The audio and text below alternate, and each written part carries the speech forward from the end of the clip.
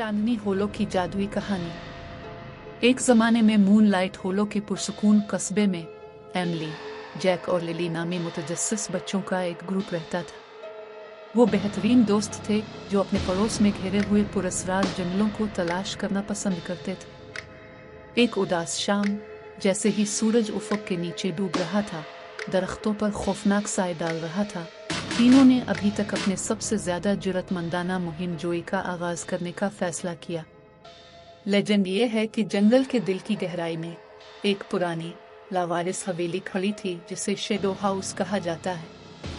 कस्बे के लोगों ने इस हवेली के बारे में सर्द मेहरी की कहानियां सुनाई जिसे रोजालिंड नामी तन्हा रूह के भूत ने सताया था। ये कहा जाता था कि रोजालिंड एक बार एक खुश मिजाज लड़की थी जो बगैर किसी निशान के गायब हो गई थी। इसने अपने पीछे एक देरीना उदासी के सिवा कुछ नहीं छोड़ा था। रीढ़ की हड्डी को ठंडा करने वाली कहानियों से बेखौफ एमिली, जैक और लिली ने खुद को टॉर्च लाइट्स, स्नैक्स और कागज के टुकड़े पर तैयार करदा नक्शे से लैस किया। तीनों जंगल में दाखिल हुए, अपने जूते के नीचे पत्तों को कुचलते हुए।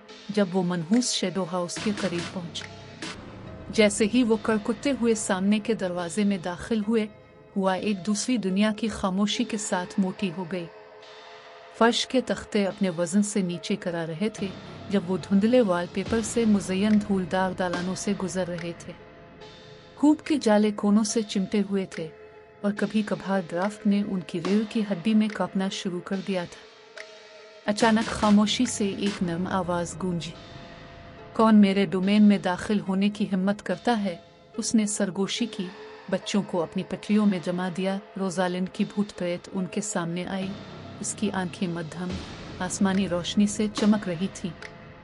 घबराकर दोस्तों ने माजरत करते हुए कहा कि वो सिर्फ दोस्त बनना चाहते हैं और उसकी गुमशुदगी के असरार से पर्दा उठाना चाहते हैं। हैरत अंगेज तौर पर रोजालिंड का रवैया नरम हो गया और वो अपनी कहानी बताने पर राजी हो गई। रोजालिंड ने बच्चों को बताया कि वो कभी अकेली बच्ची थी जो छप छुपाकर खेलना पसंद करती थी। एक दिन वो इतनी अच्छी तरह छप गई कि कोई इसे तलाश न कर सका। जैसे जैसे वक्त गुजरता गया, उसे एहसास हुआ कि वो जिंदा लोगों के लिए पोशीदा हो चुकी है, हमेशा के लिए शैडो हाउस में फंस चुकी है।